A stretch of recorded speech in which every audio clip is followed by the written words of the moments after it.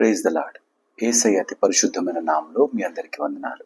ఈ దిన లేఖన భాగము మార్కు సువార్త 12వ అధ్యాయము 44వ వచనం చదువుతున్నాను.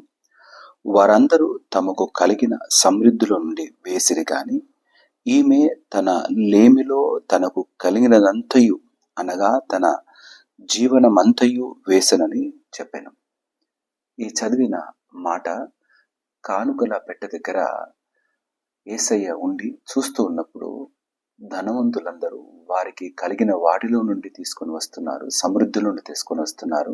కానీ తన దగ్గర ఏమైతే ఉందో ఆ 2 కాసులు దేవుని సన్నిధానంలో సమర్పించిన ఆ స్త్రీని చూస్తూ పలికిన మాట.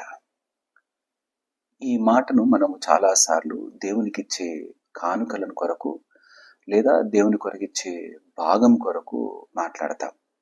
ఎప్పుడైనా దేవునికి సమయాన్నిచ్చే మాటను ఎప్పుడైనా ఈ వాక్యంతో పోల్చుకొని చూసామా? ఈ రోజుల్లో మనుషుల దగ్గర ధనం ఉంటుంది, కానీ లేనిది సమయం. సమయము ఒకరికి ఇవ్వటానికి చాలా కష్టపడుతున్నాం. ఇంకా దేవునికి ఇవ్వటానికైతే అసలు మన దగ్గర సమయమే లేదు. వాచి చూస్తూ గడిపే స్థలం ఎక్కడైనా ఉంది అనంటే అది చాలాసార్లు ఎక్కడ గడుపుతామంటే దేవుని మందిర ఆవరణంలో, దేవుని సన్నిధానంలో గడుపుతున్నప్పుడు మనము సమయాన్ని చూస్తూ గడుపుతాం. ఇంకెప్పుడు అయిపోతుంది అని గడుపుతాం. దేవునికి సమయాన్ని ఇవ్వకపోతే మన సమయము ఏ విధంగా ఆయన మార్చగలడు? దేవుని కొరకు మనము కొంత ఆయన సన్నిధానం నిలబడలేకపోతే మన జీవితంలో ఆయన నిలబడి ఏ విధంగా మనల్ని ముందుకు నడిపించగలడు? ప్రతిదీ ఆయన గమనిస్తున్నాడు. ప్రతిదీ ఆయనకు మరుగైనది ఏది కూడా లేదు. ప్రతిదీ తేట తెల్లంగా ఆయన మనల్ని చూస్తూ ఉన్నాడు. మన జీవిత ప్రయాణంలో మనము ధనాన్ని ఏ విధంగా దేవునికి ఇస్తున్నామో మనము లెక్క కట్టుకుంటున్నప్పుడు చాలాసార్లు చక్కగా భాగాలు ఇచ్చేవారు ఉన్నారు, కానీ దేవునికి సమయం ఇచ్చేవారు ఎంతమంది ఉంటున్నారు? మనము దేవునికి సమయం ఇచ్చే వారంగా ఉందాం. 40 దినాలు మోషే దేవునితో కొండపైన గడిపిన సందర్భాలు ఉన్నాయి. ఆయన దేవునితో గడుపుతున్నప్పుడు సమయంతో ఆయనకు అవసరత లేకుండా అయిపోయింది. ఆయన 40 దినాలు కిందికి రాకపోయేసరికి ఇంకా మోషే లేడు, మమ్మల్ని నడిపించేవారు అంటూ అటువంటి స్థితిలోకి వచ్చేసినారు. మన జీవిత ప్రయాణంలో దేవునికి సమయాన్ని ఇవ్వకపోతే, దేవునితో గడపకపోతే, దేవుని మాటను మన హృదయంలో దాచుకోకపోతే, దేవుని కొరకు జీవితాన్ని గడపాలన్న నిశ్చయత మనలో లేకపోతే మనం కూడా దేవుని నుండి దూరం అయిపోయిన వారం అవుతాం. మన కొరకు వాడుకుంటున్నాం. మన జీవితంలో సమయాన్ని మన కొరకు మాత్రమే వాడుకుంటున్నాం. అనేకమైన వ్యర్థమైన వాటి కొరకు వాడుతూ కొనసాగుతూ ఉన్నాం.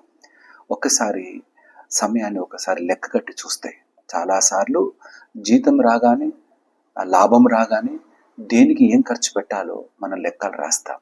మరి మన జీవిత ప్రయాణంలోని సమయాన్ని దేవునికి ఎంత ఇవ్వాలో లెక్క రాసి పెట్టగలిగినామా?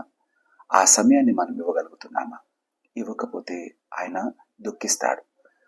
మనం ఆయనకు సమయం ఇవ్వగలిగితే మన జీవితంలో మన సమయాన్ని అమూల్యంగా మార్చి నడిపించగల సమర్థుడు ఆయన. అతి నమ్మకమైన స్థితిలో మనం నిలబడటకు దేవుని సన్నిధానంలో ఆయన వాక్కును కలిగి సమయాన్ని ఇస్తూ ఆయనతో గడిపే వారంగా బ్రతుకుదాం. అట్టి బ్రతుకులో కొనసాగితే జీవిత ప్రయాణంలో దుఃఖం నుండి, వేదనల నుండి, అనేకమైన నష్టాల నుండి మనం నిలబడగలిగే శక్తి, ఆత్మవిశ్వాసం, నమ్మకమైన దృఢత్వం కలిగిన జీవితాన్ని దేవుని సన్నిధానంలో ఆత్మీయతలో ఇచ్చి నడిపిస్తాడు. అట్టి స్థితిలో నిలబడాలని దేవుడు మనల్ని పిలుస్తున్నాడు. నిలబెట్టడానికి ఆయన వాక్కును అందిస్తున్నాడు. వింటూ కొనసాగుదాం.